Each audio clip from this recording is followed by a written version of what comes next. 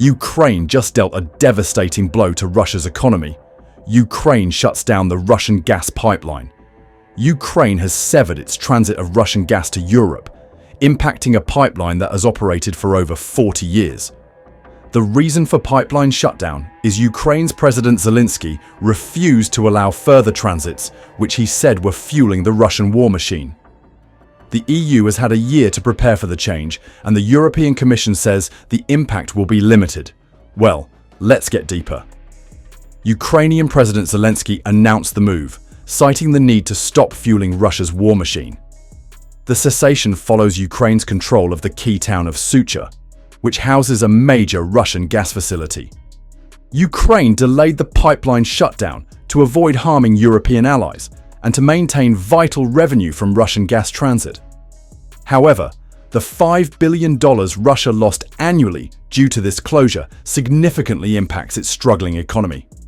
The loss of the pipeline's gas transit, replacing Russian exports with US gas, adds to Russia's economic difficulties, especially with its ruble losing value and inflation rising due to war-related expenditures. President Zelensky framed the pipeline shutdown as a significant defeat for Russia, emphasizing that Europe's transition away from Russian gas would continue with American gas supplies, undermining Russia's energy dominance. The falling ruble adds inflationary pressure in Russia, causing imported goods to be more expensive.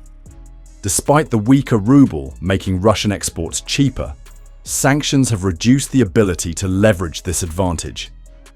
Experts argue that the conflict is increasingly an economic battle, with Ukraine achieving high returns on investment, such as destroying Russian ammunition depots.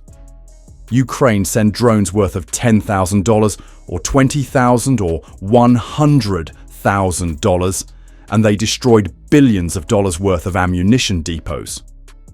Russia's strategy of targeting civilian infrastructure is seen as ineffective and costly. The Russian military has been criticized for bombing civilian targets without strategic or economic gains, aiming to demoralize Ukraine, but this approach has failed to weaken Ukrainian resolve. Despite the ongoing war and hardships, Ukrainian morale remains high, and President Zelensky's actions are influenced by the public's desire for justice rather than peace negotiations with Russia.